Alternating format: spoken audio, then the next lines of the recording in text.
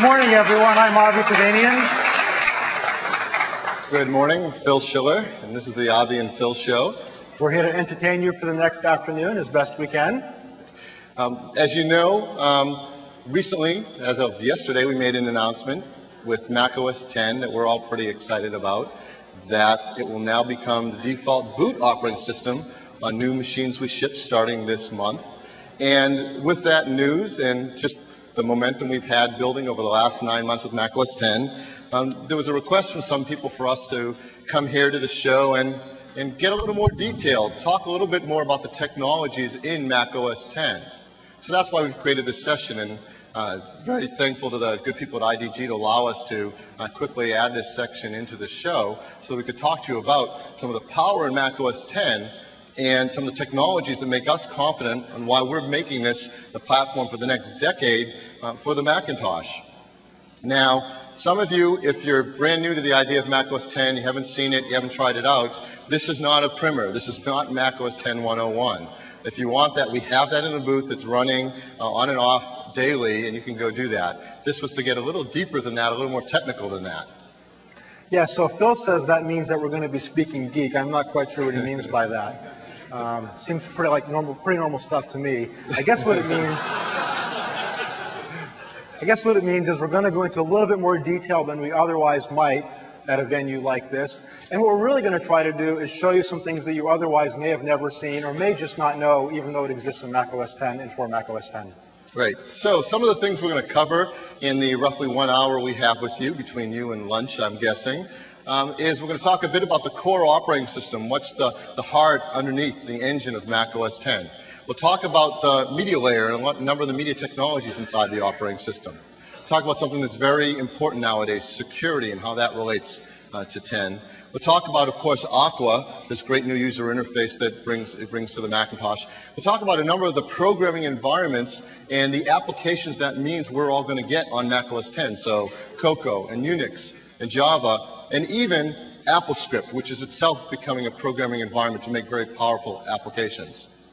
So to begin with, let's kick off right away with the core of the operating system, that heart that beats at the center of macOS 10 and delivers so many amazing technologies to make this the stable, robust platform for the future.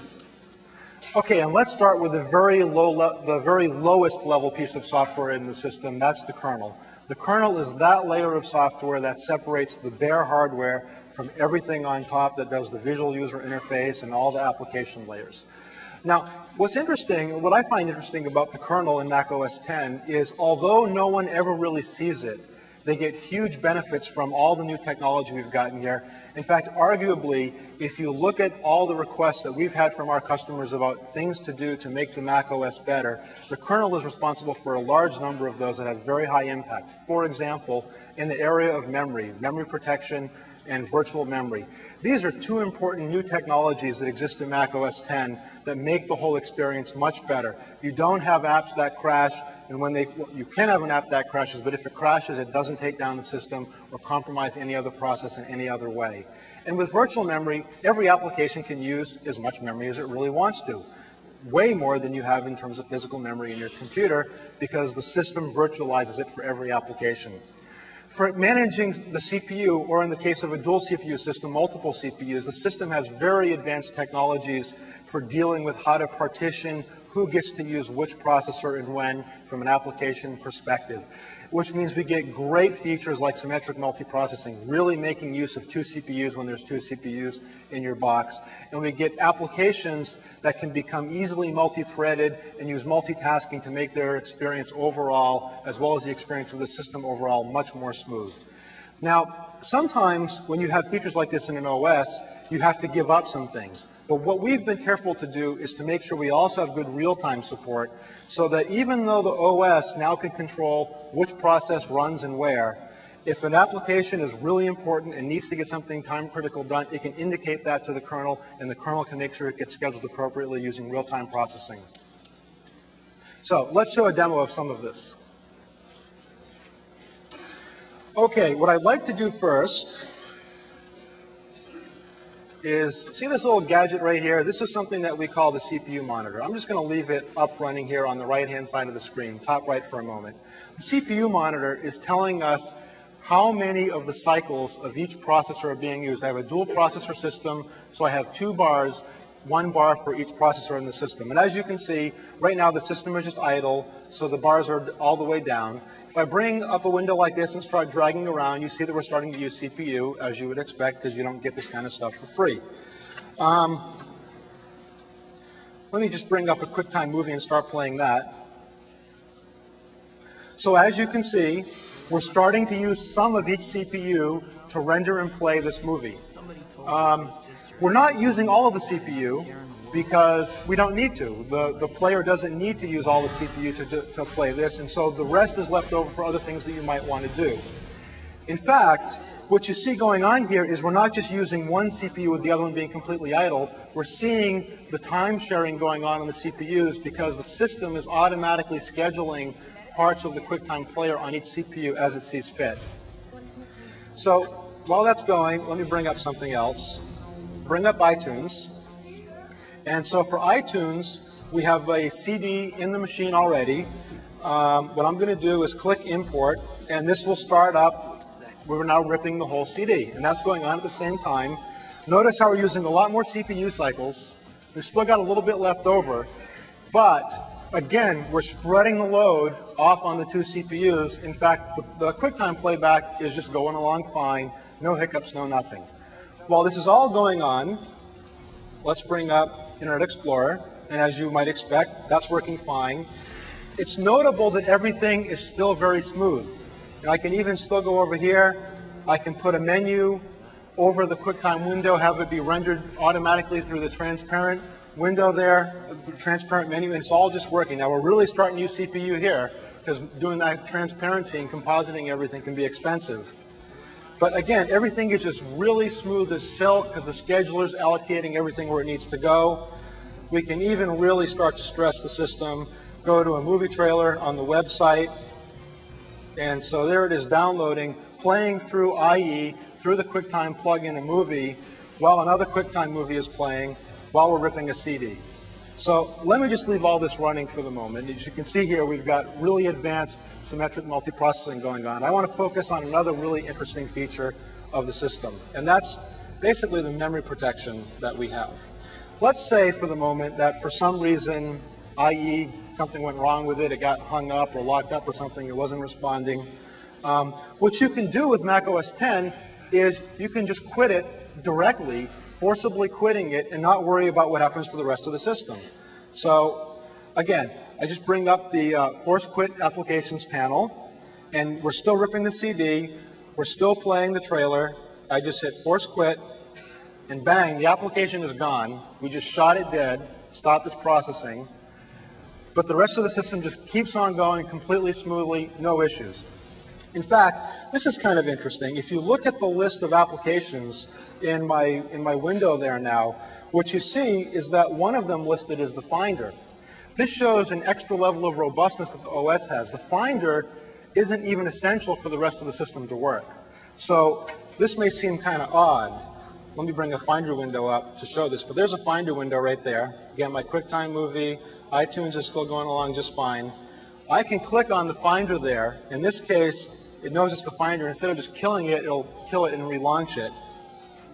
And so now when I hit it, watch the Finder window just disappear. The background went away. Finder window comes back along with the background. And everything just keeps on going. No problems at all.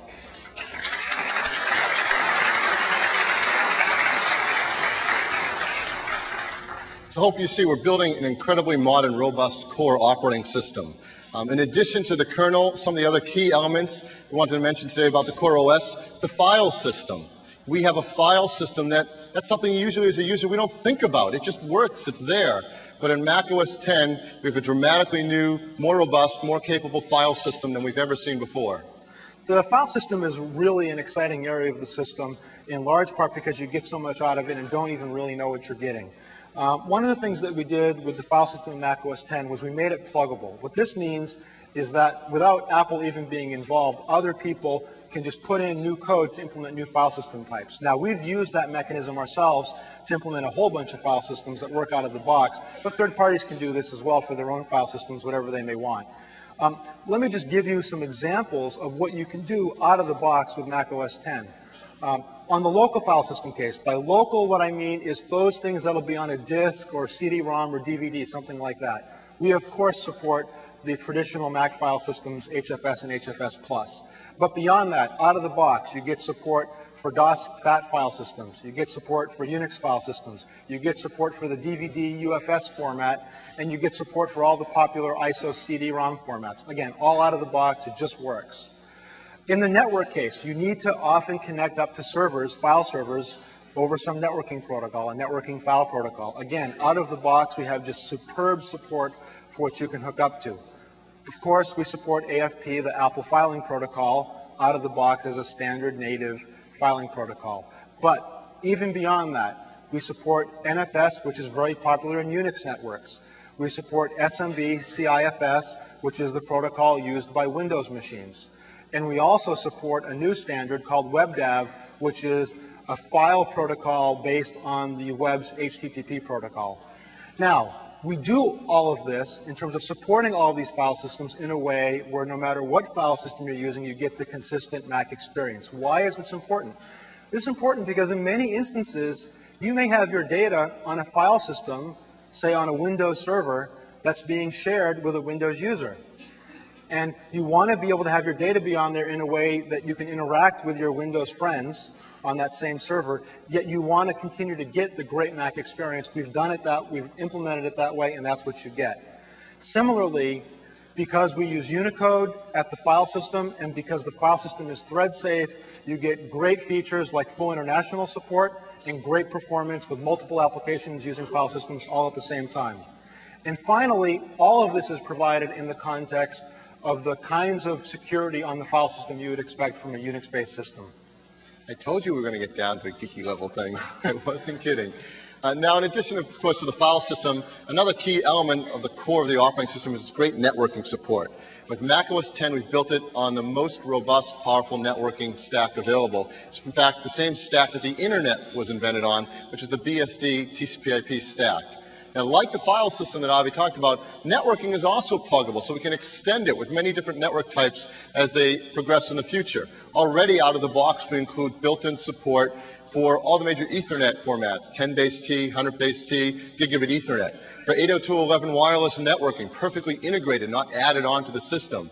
PPP for dial-up, PPP-oE for DSL and cable modem support, and legacy support for AppleTalk and infrared. And this is all, again, multi-threaded for maximum performance. And the last three features on the slide deliver one amazing benefit. The multi-link, multi-homing, and dynamic capability mean we can make for you this automatic network setting that's so cool. Out of the box, the networking set up to an automatic mode. So when you plug in your Ethernet, or you switch to airport, or you dial up on a modem, you don't have to change your settings anymore. It dynamically figures out the fastest way to get wherever you're trying to go and get you there. So at work, I can be on Ethernet, I unplug, and I'm on airport, yet I never have to change the setting again. Okay, so we talked about a lot of technology there, and I guess it is kind of geeky stuff. I will admit that. Now, the problem with technology is it's no good unless you can make it useful. And what I like to observe is that we've packed all of this technology into an OS, but we haven't forgot about all the things you need to put around it that really make it nice and easy to use. What do I mean by that? What I mean is you get all this technology, yet at the end of the day, you get plug and play from your devices. So you get a FireWire device, a USB device to use them. All you do is you plug them in, they just work. What I mean is often when you're working on interesting technology, you can build up an architecture that makes things too slow. That is not the case, for example, in I/O, where while we've got a great architectural technology for how we do everything, we do not sacrifice and we get great throughput, both networking and with file system. You have to worry about issues like low latency. You know, if your machine isn't responsive, it doesn't do any good to have cool features because it's not responsive. And that's, when I talk about that, I talk about right down to interrupts and doing things at interrupt level very quickly. Those things are all considered and handled in Mac OS X. We have very low latency.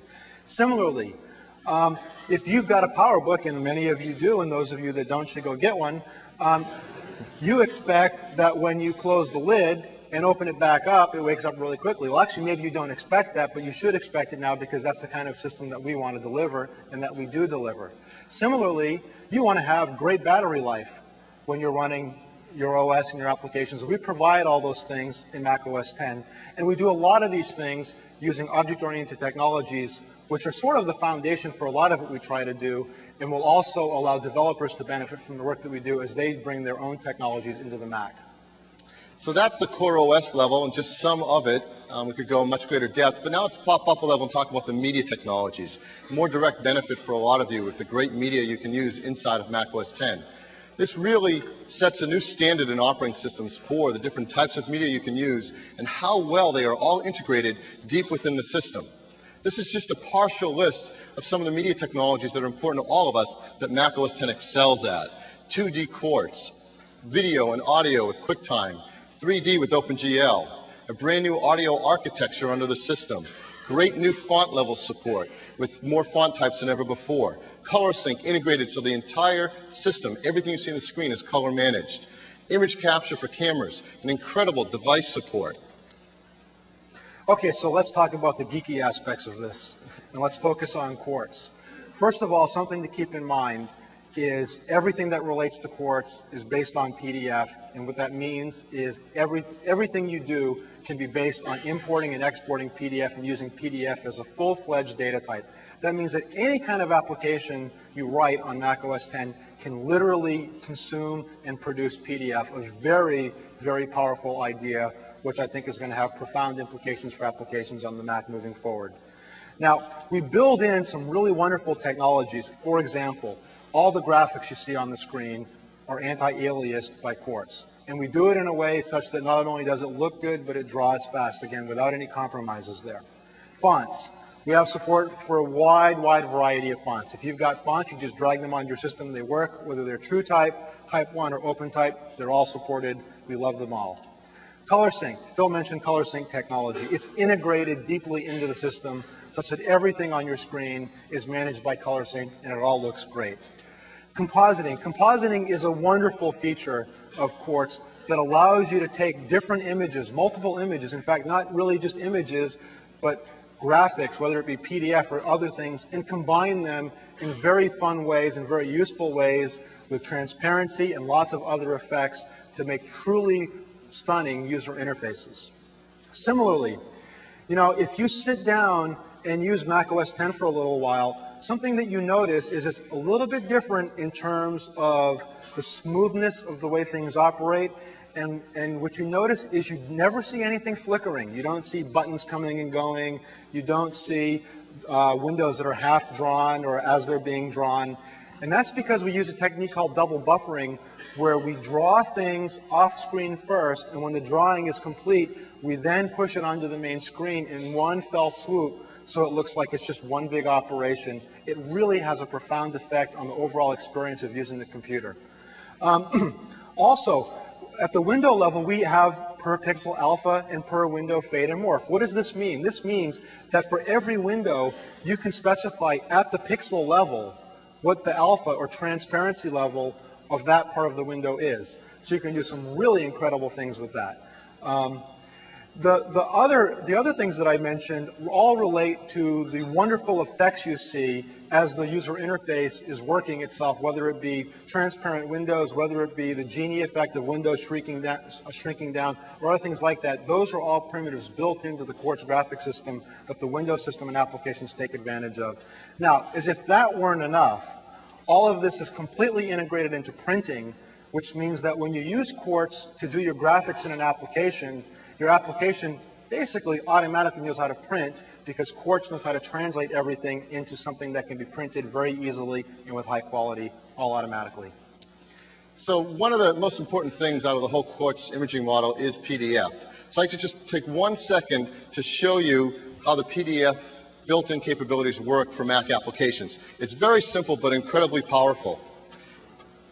The most obvious example would be to take an application many of us love, Word for 10, a great new product, and I can create just beautiful, rich documents in Mac OS X.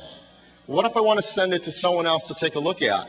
What if I don't know what word processor they have? Maybe I don't know what fonts they have, but I want to make sure they can see this in a beautiful format using PDF, which, as you know, is a standard created by Adobe and is the most popular document standard on the internet. All I have to do in any application, and certainly any Office application, is go up to the print menu, and when you see the print dialog box, there is a button that says Preview. The system provides preview capabilities to all applications that print. When I click Preview, it launches the Preview app and automatically creates a multi-page PDF document of exactly what I had there in Word. And this is a real PDF. The fonts are actually bundled and included inside the document, so wherever it goes, whoever I give this to, whoever I send it to, gets a beautiful document to read exactly as I created it. So PDF works for all my applications. Phil, you know, that's a word processor. Of course, it would work for that. What are you really getting at here? What am I getting at? This is not something you just add to an application or the developer has to do a lot of work for. This is something that works on everything on Mac OS X. So for example, I could take any application that prints and now create a PDF. So here's an example I thought of that'd be quite different and probably something you might not have thought of.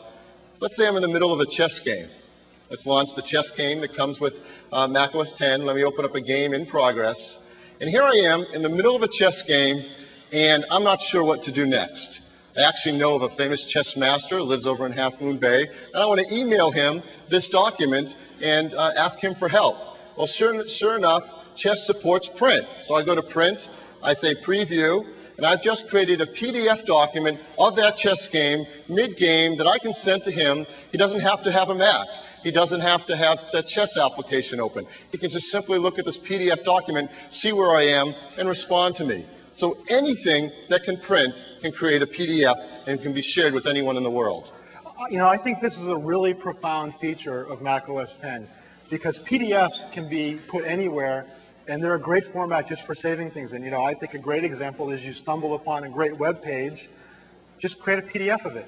Just hit, you know, Command-P, print, review, and you've got a PDF of a web page you're looking at. You don't have to worry about the web page going away. You can send it to other people. All they need is a PDF here. They don't even have to be online to go to the website. So I just think it's one of those things. Most people don't even realize it's there. They kind of intellectually know it's there, but don't even realize some of the implications of this and the new kinds of workflows that can be created.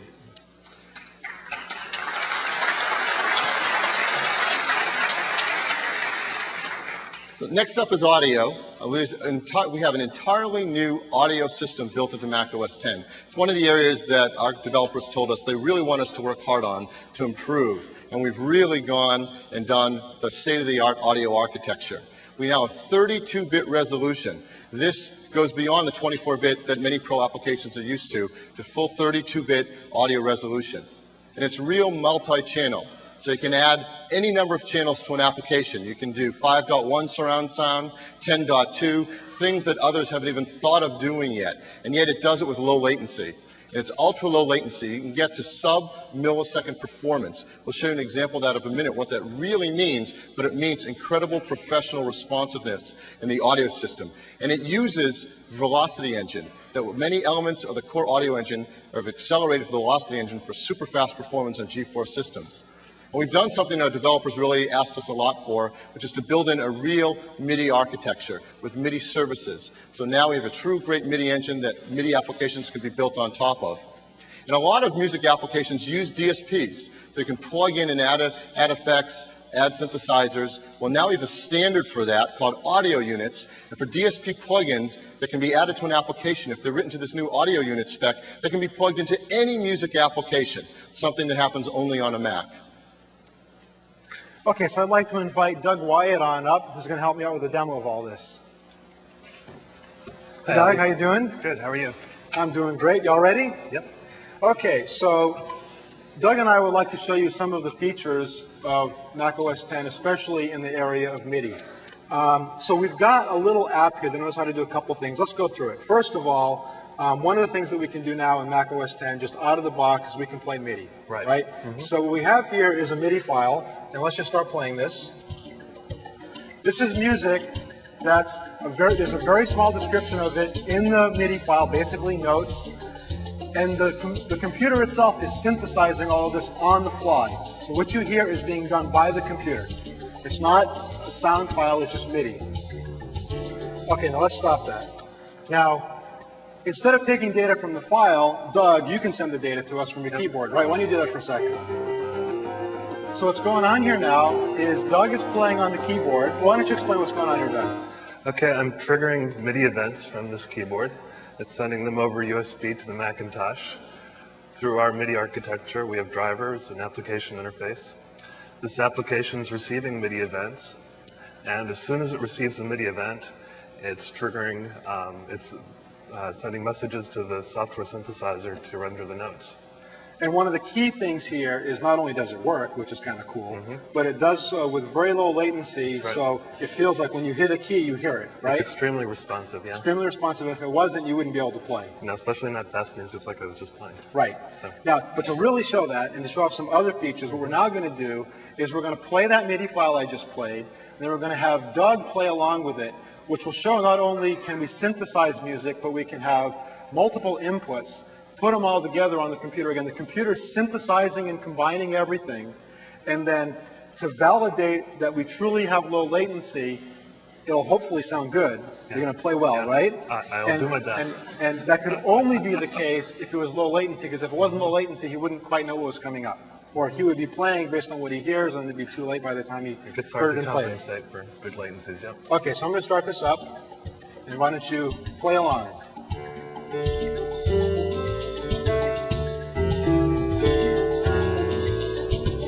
Now, I think one of the really cool things that you can do is you can still use the computer. It's working really hard, synthesizing all this music, keeping up with really low latency, but I can launch an app like IE. There it is, just launched. I did massive amounts of disk IOs there to bring that up. It didn't cause any problem. Did you experience any latency? No, it didn't feel anything. Nothing at all? I can do something a little bit, you still got the app here. I can do something a little bit strange, but just to show that it works. I can also bring up a movie trailer. Now we got lots of networking going on, and we got more sound coming in. And it's all happening at once, all being mixed on the fly. Doesn't sound too good, so I'll stop this. And throughout the whole thing, did it still feel good? Still feels good? I can still find my notes. I couldn't tell what they were, but... Okay. That's okay. It sounded okay to me. Thanks, Doug. Thank you.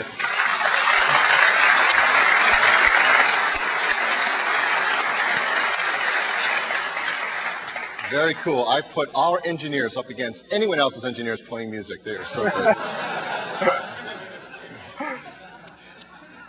We also mentioned device support is extremely important to this media layer and all the things you expect to be able to do. And macOS 10 has been built to be more modular and more capable than any other operating system, and certainly more so than macOS ever was. I won't list all this, but as you can see, we have built-in device support for all the major USB printers, more than just listed on the side. So you just plug them in, they work. All the major laser printers, you just connect to them on your network and they just work.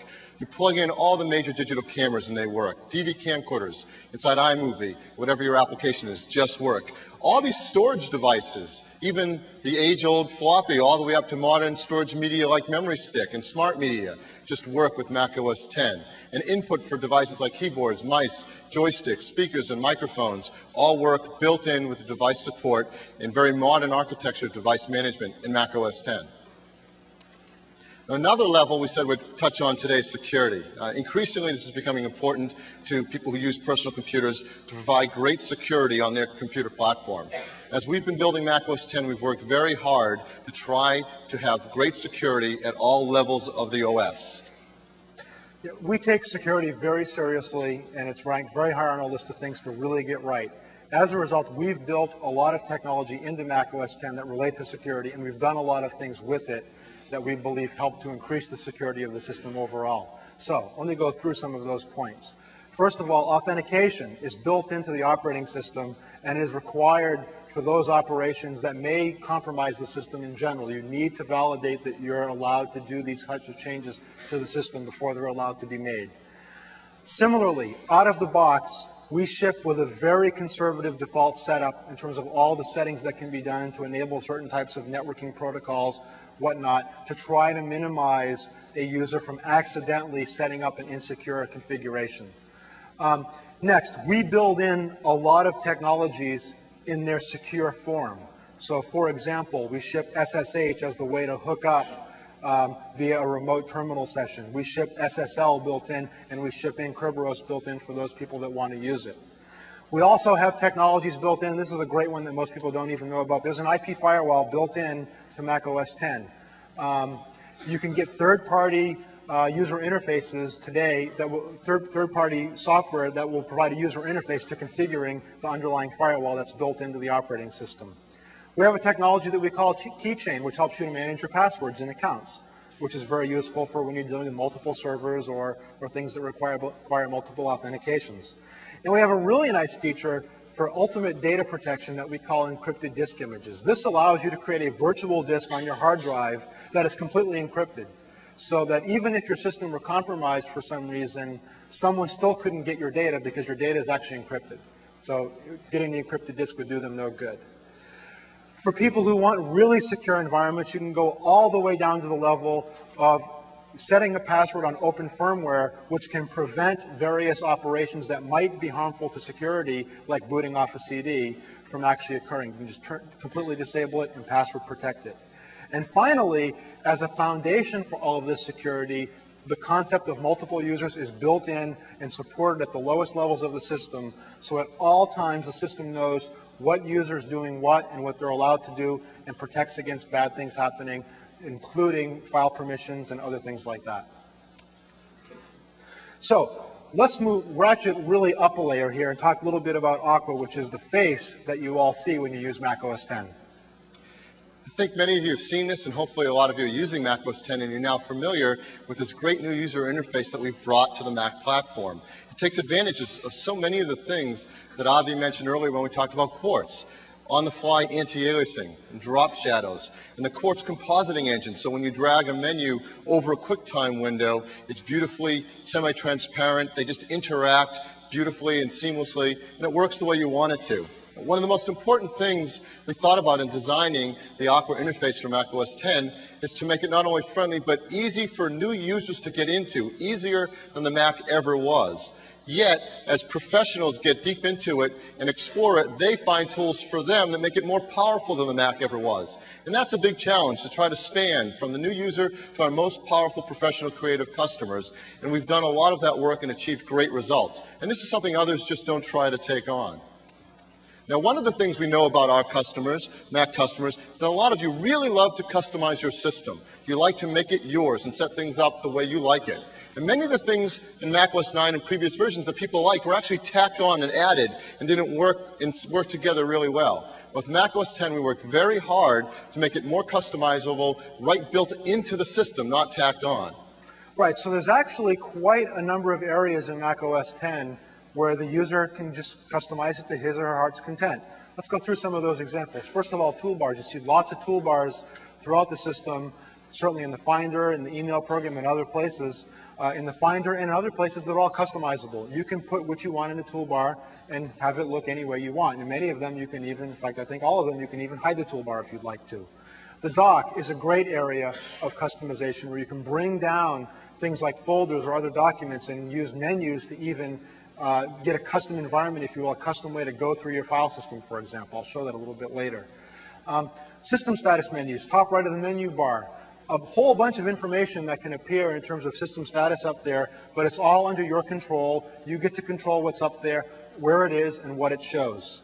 The graphite appearance is a good example of a case where in certain situations, the colors that you see in the Aqua user interface aren't appropriate. You need to have an environment that doesn't have a lot of color in it or no color at all. We provided something that we call the graphite appearance with a simple checkbox. The color goes away and it looks more like graphite instead. One feature that I think is really useful that most people absolutely do not exist is the ability to do your own application and document binding. For any document on the system, you can instruct the system trivially as to how to open it in terms of what application to use. Similarly, one of the things that we've recently added to Mac OS X is something that we call full keyboard access. This has been something I know a lot of you have always wanted in the Mac. We have it now. It lets you navigate the Macintosh user interface without using the mouse. Finally, we have very powerful features for supporting multiple languages where you can customize to your heart's content Use whatever language you want, use whatever date formats you want, and use whatever number formats you want. So let's take a look at some of this. I'm going to give you just a brief overview of some of the ways that you can customize Mac OS X. Not too much, just a little bit. So let's start by looking at the Finder and the toolbar.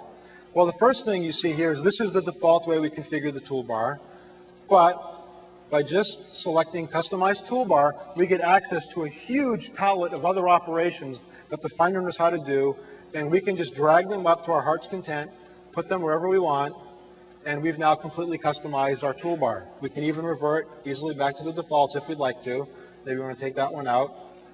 And we now have whatever kind of toolbar that we want. In fact, we can go beyond what's built into the Finder, and we can, for example, bring our folder up there and just leave it there. Now, let's say that we were somewhere else looking at the file system, and this was a project they were working on a lot, so we wanted to keep it in a place where we can get to it quickly. All we need to do, we just go click on it, bang, we're right there, just with a single click. In fact, you can do more. Let's say we have a document that we'd like to put in there. Just by dragging and dropping right on top of that icon, we'll end up doing a move or a copy depending on what you want to select. Simple as that.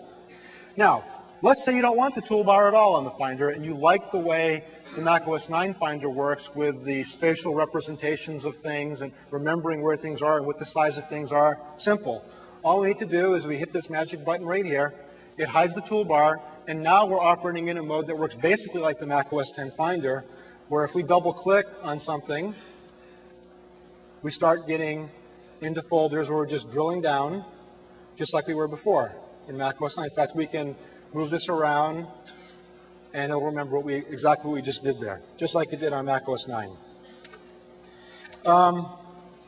Now, a really interesting, I'll say interesting because I don't know if it's good or bad, but an interesting way to navigate through the file system is to do what I've done down here, where I've got the actual icon for the drive down on the dock. Now, when you have a folder on the dock, you can use the dock menu to navigate through it. And when it's the drive, it means essentially you can navigate the whole drive. Watch this. If I click down here, I can literally navigate through the whole drive just by doing this. Okay, let me move on and let me show you the keyboard access feature that I showed. Not using the mouse. All I need to do is hit the magic key sequence, and I just activated keyboard access, and I activated the dock. Notice that it highlighted the Finder icon on the dock, and now I'll use the arrow keys just to go back and forth all through the keyboard. In fact, I can even use the up arrow key and start navigating through the dock menu, just like I did before, only now I'm using the keyboard instead of the mouse. Similarly, I can hit a different command key, and now I bring up navigation of the menus via the keyboard. So again, I'm using the arrow keys, and I'm just navigating right through the menus, no problem at all. So keyboard access. Let me show you one more thing which I find to be extremely useful, and that's the ability to control what application opens up which document. So here I've got a folder with a couple of files in it. These are both PDFs, and my system is set up to use Preview by default to open it up. Again, we talked about how PDF is just built into the OS. The Preview app can trivially just open up that data sheet, which is a PDF file, and render it. But let's say for some reason I want to open this document up with a different application. I just bring up the info panel, and I select the Open with Application, and it's telling me the Preview is set to open it. I can click right here, and it now gives me a list of all the applications that the system knows about that know how to open PDFs. So let's say I want to select Acrobat. I can even hit the Change All button, which will make this now the system default for PDF files. I don't want to do that right now, but I've changed that one file to be Acrobat. I go back here, just double click on it, and it opens up in Acrobat. And you can do that with any document in any application, just transparently. Okay. So I just want to make a point on that last demo. I know for us at Apple, many of us use it quite a bit. It's incredibly powerful. And previously, you would have to go in with Tools and ResEdit and change creator types to decide who gets to open what document. And now you can do that right there from the Get Info panel. You have control over whatever application opens, whatever documents you want. You can make it a system-wide change, you can make it a per document change, and it will always remember that you even saw the icon update. Very, very powerful feature that I think very few users understand or take advantage of. Okay, now we're going to move up a bit and talk about the applications and the different ways of building applications on Mac OS X and how that will allow us to see just some great new software show up, things that were never possible before. As you may know, there are many different APIs for developers to take advantage of on Mac OS X. There's a tremendous number of new apps here at the show, applications created first and foremost in Carbon. And Carbon is a great way to make a Mac OS X native app. Things that you see from Microsoft, from Adobe, and so many others are all done with Carbon, and that's a great way to make an application on Mac OS X. What we want to take some time right now is talk to you a little bit about Cocoa, because it's new to Mac OS, and it creates yet another way to create a modern Mac OS X application and gives you some incredibly powerful tools. Thank you. Yeah, Cocoa is very exciting. And let's talk about some of the technology that underlies Cocoa. First of all, something to keep in mind is that Cocoa is based on object-oriented technology with a dynamic runtime at the base of it. What does that mean? Well, for purposes of today, what it means is developers have at their disposal a powerful foundation of technology that lets them write their applications really quickly. This is enabled by the low-level plumbing of the environment, the fact that it's object-oriented and based on a dynamic runtime, but perhaps more importantly, because of the fact that we've already done a lot of the work, most of the work, for what most applications need to do. And that's in the form of foundation classes. These are the low-level classes that help an application manage memory, deal with Unicode, deal with text, things like that, or classes at a higher level that help to deal with the user interface. We often refer to it as AppKit, where if you want to have a menu, you don't have to write any code. You want to have a window? No code. It just all happens automatically because we've written that code in an object-oriented way where developers can just trivially take advantage of it. Now, with this kind of foundation technology, we've created a very broad range of coverage of the things in Mac OS X that you now suddenly get for free because they're supported by Cocoa. And so you get full Aqua as an application, for example. You get full access to AppleScript, and your app becomes automatically scriptable. You get full access to the underlying Quartz drawing. You get trivially the ability to use Unicode in everything you do, and all of this, whenever data goes in and out, is based on XML standards.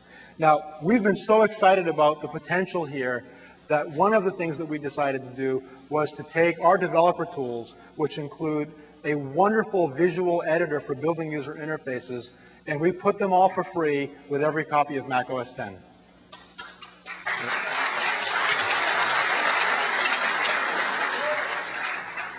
So what I'd like to do, as a great example of a new Cocoa app, and one that a lot of customers have been downloading and getting excited about, is something from a great new Cocoa developer, Dan Wood from Corellia Software, and Dan has done something really marvelous with the power of Cocoa.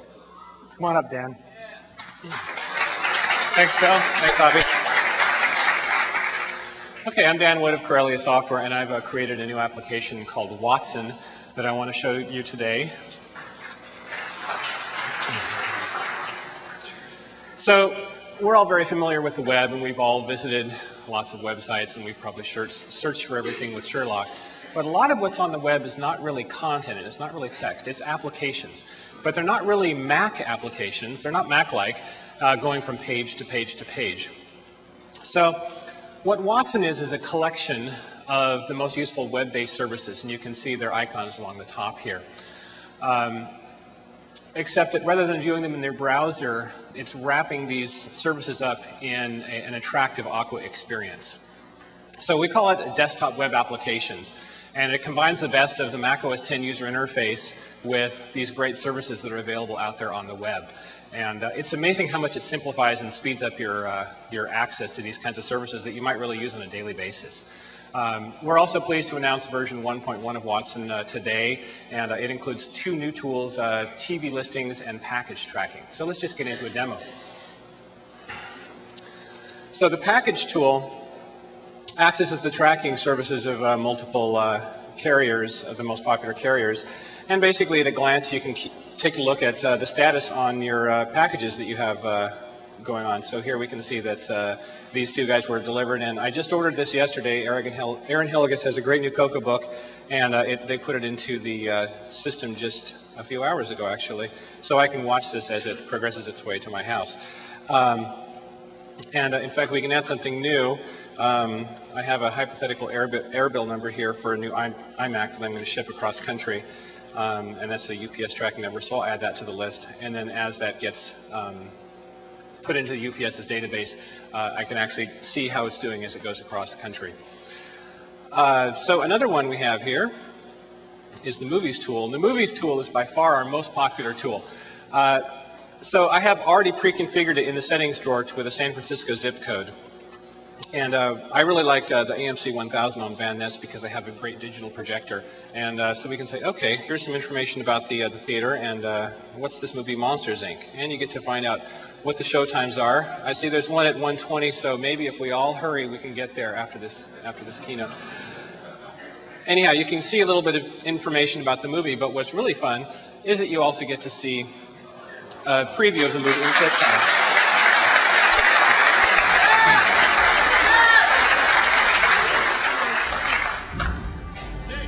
There we go. And then you can also buy the tickets, and that'll launch off in your browser and do that whole thing. So finally, let's stop this movie. Let's try the Images tool. This does actually do some searching, some things that Sherlock can't do, so I thought what would be fun would be to look for Phil Schiller. No. So here's some images of Phil, and it just sort of fills this up dynamically. So there was this one interesting picture that I thought was kind of cool, and if you look down at the bottom here, the page, it's kind of fun, the URL says it's called Brush with Greatness. Watson integrates with other tools on your Mac OS X system, so in this case I can open this up with Preview, and that downloads the file and opens it up in Preview, and then you can save it and print it and all that kind of great stuff. So that's my demo. There's a few of the tools. We have a lot more on the way as well.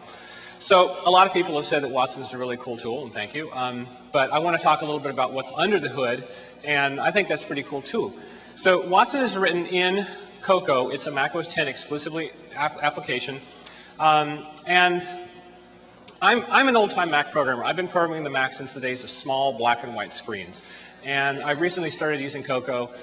And I can easily say that using Cocoa has sped up the development process by a factor of at least 4. It's just amazing how well it's been for me. So this program, for instance, and all the tools that you see are about 20,000 lines of code, and the project was started in June with a development team of just 1 engineer. That's me. So what Cocoa gives you, you saw the list that Avi and Phil mentioned, but just for example, some of the toolbars that you see, or the columns view that you saw in the movie tool, and some of the low-lying things like XML support and the plugin mechanism and those kinds of things, mean that I don't have to spend my time writing that code and programming that kind of stuff. I can spend all my time working on what makes Watson Watson. And so, actually, the point is this.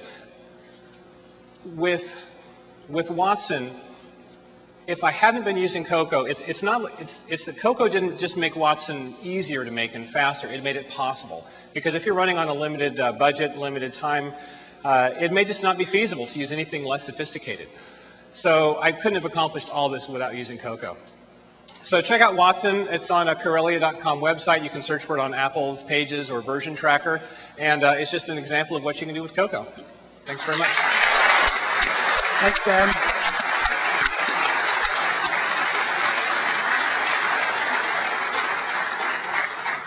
Well, in addition to the amazing things we're going to see brought onto Mac OS X with Carbon, and now great new things being built with Cocoa, we have some other environments too for some developers. You might have heard that there are a few people out there who happen to develop in Unix or Java. This opens it up to only like 500 million programmers who can now move on to the Mac. We have an amazing Unix-based operating system here. And we have an incredible set of Java tools and capabilities. So let's talk about the Unix part of the system. It's always interesting to talk to someone who's not really part of the Mac community, doesn't really quite know what Mac OS X is, but knows what Unix is, and is kind of wondering what this Mac OS X thing is because they've heard that it has something to do with Unix and it somehow has Unix type support. And so what you can do is you kind of sit down with them and you say, well, it just does all these things. It's what you would expect to be in any Unix-based system. So we start at the lowest levels with the Mach BSD kernel, providing all the normal APIs, the POSIX level APIs that you would expect to a Unix programmer. You get a TCP IP stack there. That is the gold standard of TCP IP stacks in the industry. And then, you know, you talk to these people, again, they're Unix people, they expect certain things, and you say, well, you know, the standard system libraries that you're used to, they're there. The normal system daemons that are there that do networking and other things, they're pretty much there. The commands from the BSD world and the GNU world, they're all pretty much there. You know, things like awk, grep, VI, Emacs, Perl, GCC, SSH, they're all there. How many out there know what all those are? That's pretty good. That's pretty good. But it's all there. And the other thing is, for the occasional thing that's not there, it's almost trivial to just put it there because you grab the source code, which is generally freely available on the net, and you compile it and you build it, and it's done. So it's really powerful. And the answer is always, yeah, it's just there. So we're going to see some great things from Unix developers coming onto the Mac. You've heard of big things like Maya, which came over from the Unix world, but there's probably some great things you haven't seen yet. And this demo, I think, is just really amazing and wonderful to watch. So I'm really happy to have Chris Horvath here from Tweak Films. Chris?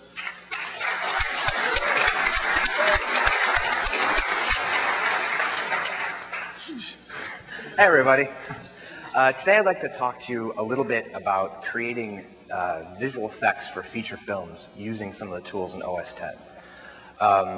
Most movies that you go to see today have visual effects in them of some kind. Some of those effects are really fantastical, like dinosaurs, and other of those effects are taken from the real world, such as the ocean waves in The Perfect Storm.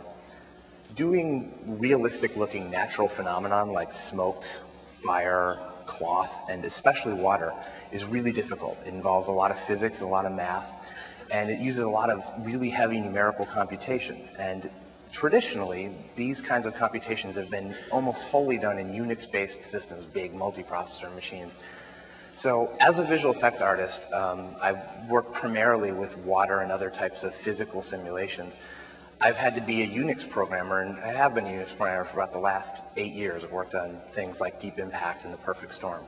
And for the last 3 months, I'm surprised to say, and it's still a little bit weird, that I'm also a Mac programmer, and OS X is the reason why. What I'd like to show you today, what we brought with us, is a water and ocean wave simulation that my company, Tweak Films, built. And we originally built this as a Unix application. And about a week ago today, I got a call from Apple saying, can you guys port this to OS X? And we laughed. But I figured I'd give it a try. I'd worked a little bit with OS X, and I was surprised that not only were we able to port it really quickly, but in fact we were able to add a whole bunch of features that would not have been possible in any other system, certainly not in our Unix-based system. And I'd like to show you that now. So, launch this up. So what you're seeing here is a numerical simulation of deep ocean waves. This is actually simulating the physics and the movement of these waves in real time on this computer. It's displaying it to the screen in 3D using OpenGL. And so one of the things I can do is, because it's in 3D, I can change my viewpoint, look at it from different angles, rotate around it, I can zoom in and out. So this is not something that's playing back like a QuickTime movie, and it's not something that's a pre-recorded animation. It's actually computing these physics and drawing it in real time. So because it's computing the physics, I can pull up some behavioral parameters, and these let me change the way the water actually behaves. So as a visual effects artist, I can use this to sort of sculpt the water to do what I want it to do in whatever scene I'm working on. So I've exposed a few controls here. I can change, for example, the direction that the wind is moving in. I can change the height of the waves, make big scary waves, or more, realistic, tranquil waves. I can change the size, the wavelength of the waves. So if you get them really small, these are like swimming pool waves, and these are more like big, deep ocean waves, moving really slowly.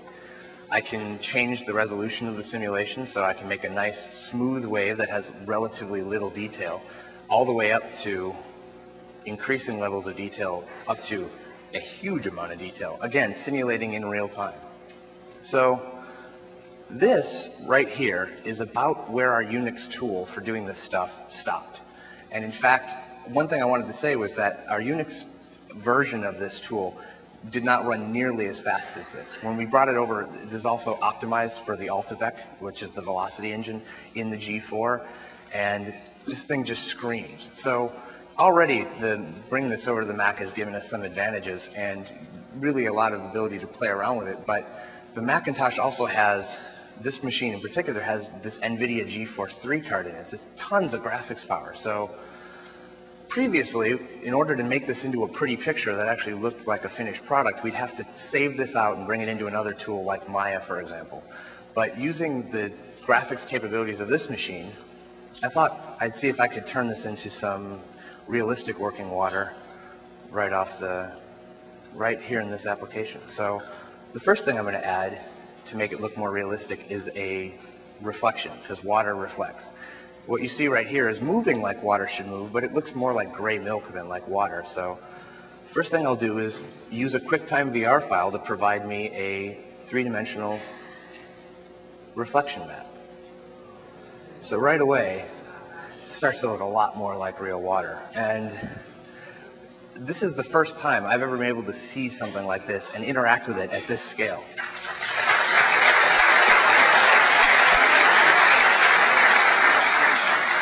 So I've changed it around a little bit. I'm going to make the reflections at the top of the waves stronger and make the reflections in the troughs a little bit smaller. And as soon as I got this working, I immediately became megalomaniacal and started thinking I was Lord of the Waves.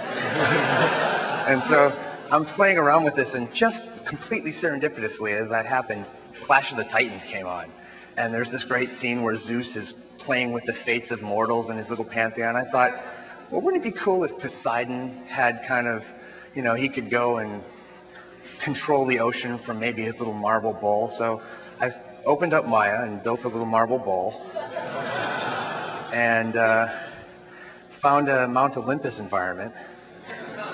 And yeah, so Lord of the Waves.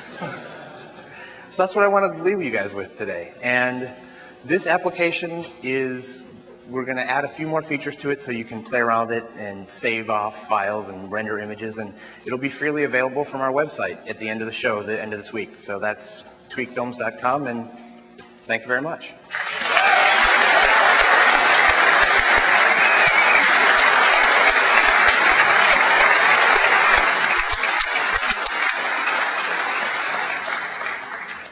Thanks, Chris. That is so cool. Just amazing what was done. And to think he started that just a week ago. Amazing power. We mentioned Java. As well as having great Unix, there's a great Java system built into Mac OS X. In fact, as many of you know, it's the only mainstream operating system that ships with Java 2 support. Java 2, of course, thanks to wonderful Sun Marketing, is also called JDK v1.3. I don't know how they came to that numbering, but that's what it is. And we didn't stop at just building in the most up-to-date Java. We made sure it had the fastest VM, Hotspots VM from Sun. We made sure it had the Java 2D support, printing support, drag and drop, the ability with the swing tools to create user interfaces, and of course, most important, the ability to put an Aqua interface on your cross-platform Java apps. So people can have Java apps that run on Unix and Windows and on Mac OS X, only they'll look better on Mac OS X as they take advantage of Java. And then, of course, they can take advantage of things outside of Java as well on the Mac platform. QuickTime as a way to work with Java and provide QuickTime content inside Java. And that's been one area where it's been lacking, is a true powerful media layer, and Apple provides that with QuickTime. And if you want an industrial strength tool to build client-server Java apps, we have that with WebObjects 5. It's a really strong Java story on Mac OS X. And so if that's not enough, there's more. We've talked about Java, we've talked about Unix, we've talked about Cocoa, we've talked about Carbon. There's all these different ways to build applications to just access the whole world of stuff out there. There's another one which is hugely strategic to us, and that's AppleScript, which is built in right at the bottom of Mac OS X, where every application can take advantage of it. And we've done a lot of work to integrate it really well, and we've made some really good progress lately that we'd like to tell you about. And as you know, AppleScript is incredibly popular with our professional customers. They create scripts in the Finder to automate tasks in macOS. They've created scripts to automate their workflow between applications because it can control AppleScript-aware applications. And that's made it critical to so many of our professional customers. And they wondered, in macOS 10, we're going to be committed to it. Would we really do the same thing? Well, in macOS 10, customers are learning not only have we been committed to it, we've gone far beyond anything ever dreamed of in macOS before. And just this past month, in December, we shipped this amazing new tool we call the AppleScript Studio. And the AppleScript Studio is this wonderful thing that allows you to now use AppleScript to create professional, high-quality, rich applications. It uses the same tools you use to create Cocoa applications, Project Builder for professional development, Interface Builder for creating very rich macOS Aqua interfaces to your applications. And so it gets everything from Cocoa and Aqua for free inside your applications. The graphic widgets, all the great quartz effects, great text capabilities, all built in now to your AppleScript rich applications. And in addition, AppleScript adds the ability to talk to internet services, data like what you saw with Watson. So with AppleScript, you can use XML and SOAP, the latest standards for talking to data services on the internet. And this is so great, we'd like to invite up Sal Segoyan, our AppleScript product manager, to give you a demo. Real proud. Thanks, Bill. Thanks, Avi.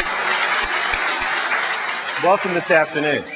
AppleScript, as you know, is Apple's incredible automation technology that for the last decade has enabled our customers and our users to make incredible solutions to make their lives more productive and easier on the Macintosh.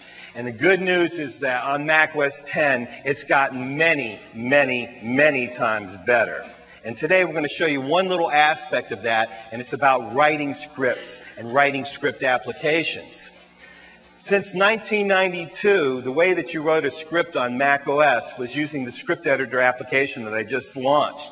As you can see, it has a very simple feature set. There's no special buttons up here. It doesn't do fine change. There's no interface. You can write scripts with it and save those scripts and run them. And since 1992, that's what's been available to you.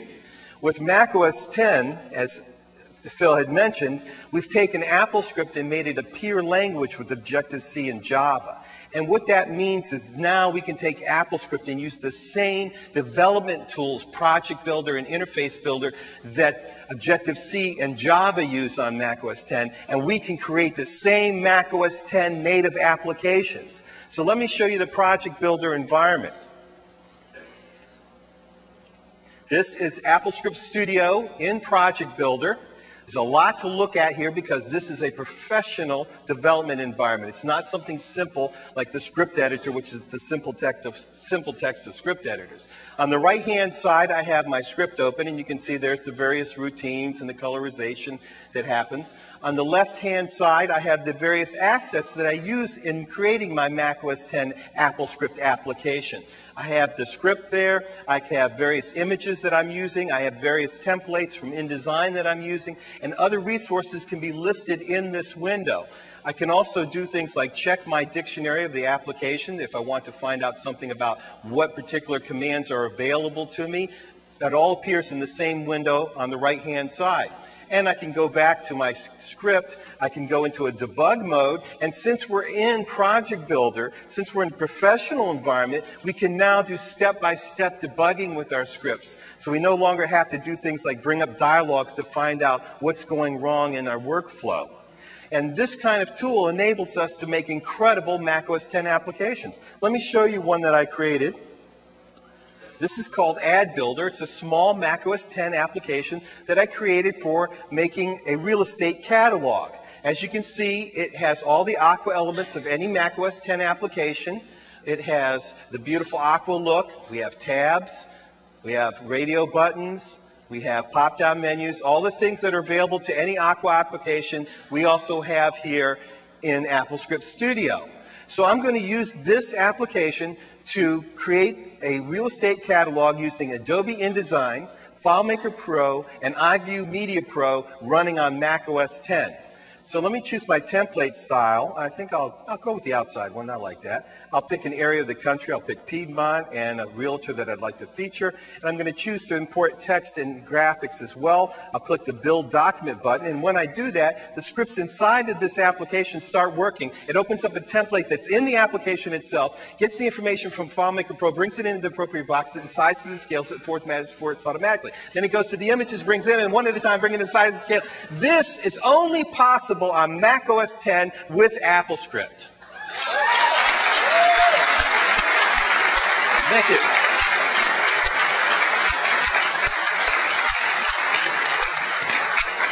And AppleScript Studio is free. It comes with our developer tools and it ships in every Macintosh. So thank you. Thank you, Sal. Thanks, Sal.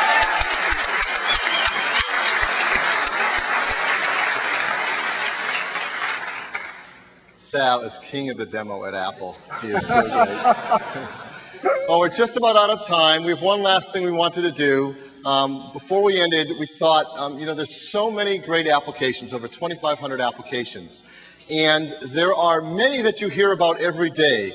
And here at the show, you hear about the things Adobe's doing that are so great. You hear about the things Microsoft is doing. You might even have caught in the announcement here at the show what Sybase is doing. The Sybase guys are bringing industrial databases to Mac OS X, something we've never had in the platform. Yes. So there's so many big things happening, and I'm sure you're watching and learning about all of that. But there are also so many smaller things from small companies, from cool tools that you can't live without, or you wish you had and you never knew was on the platform. And there are many of those in the 2,500 as well. So I want to take just a few minutes to quickly click on and show you a couple of all these hidden gems that you can find all over the place for Mac OS X, and some of you may not have known were here. So if we could bring up this Mac. This is very cool. I have a Mac here, and I asked the team to quickly throw on just shy of 100 applications on the dock. So if you ever wanted to, can you expand the dock and have over 100 applications? You sure can. There's a lot here in the dock. And so, yeah, if you have just a few minutes, what I'd like to do is click on each one of them and launch them all. No. Phil, I think the answer is no, we don't know what the limit is. We haven't got there. We do not. Someday we'll have a dock fest, and we'll see how many we can dump in there. But this is where, by the way, magnification really works.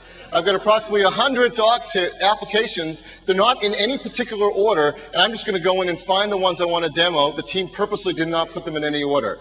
So the first one I want to do is called Earth Browser, and here it is. Earth Browser, cool thing you can download on the web.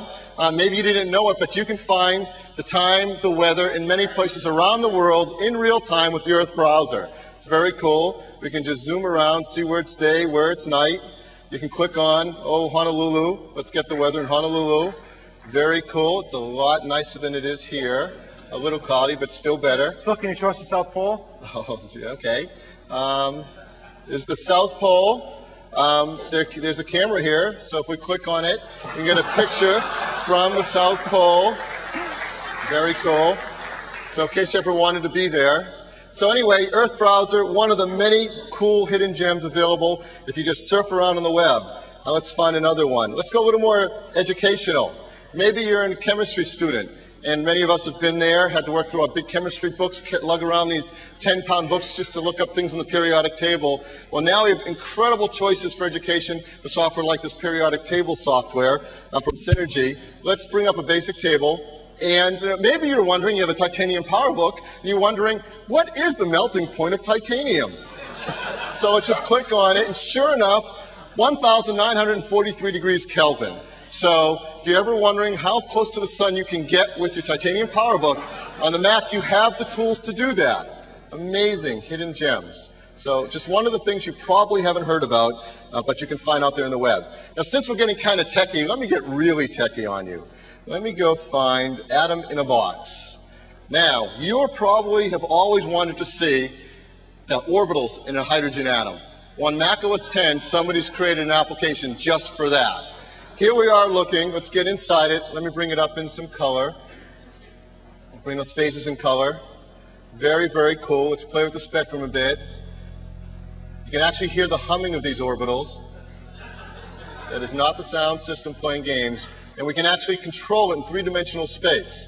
So I don't know about you, but I have always wanted to find out what the orbitals look like on a hydrogen atom. Very cool stuff, hidden gems all over the web, stuff that shows the diversity of programming and applications going on Mac OS X. Well, and if you can do that on Mac OS X, I'm sure it can do anything anyone in the audience needs. Well, I'm sure if you're like me, you like to play games. I like to play games. I do it too much. And here's one I downloaded just the other day and got it on the internet. It's very, very cool. Demos Rising from Ambrosia Software. And it's a new version of something familiar to some of us who have played in arcades before. And it looks incredible on Mac OS X. Here I am in a spaceship flying over Mars in a valley in a hypothetical view of Mars. And I'll tell you, this is, I've never played it, but I've managed to get good at it. This is very, very cool. Well, here's some guns to take care of. Hey, Phil? What? I think they might be getting hungry. Can I just finish this level? All right. Do I let them finish? Okay. No, that's all right. We'll get a two-player game going later. Okay, now just to balance it back with the amazing, with fun, here's one that I saw recently that just blew me away. I don't know about you, my background is actually in biotech. That's where I went to school and learned about things.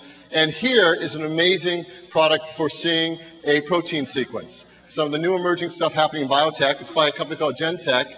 And we are looking at a protein sequence in 3D space. We can control it, move around in it.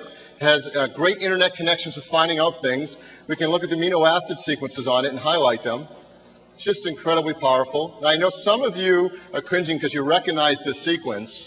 For those who don't, it's a toxin from a python. So that's what we're looking at here in 3D space. But the amazing stuff that people are doing on Mac OS X, you just go out there and find that on the web. Very cool. So last, I'll bring up something that you've probably may not have seen on the web, but I think it's something that everyone would love to have, which is the ability in the dock to get access to news headlines just by clicking a button. There's a really cool product called Mac Reporter, and it uses those dock menus that Avi showed us earlier. And so you don't have to run the app, you just click on it in the dock, and you set up in your preferences what news services you want to hear from.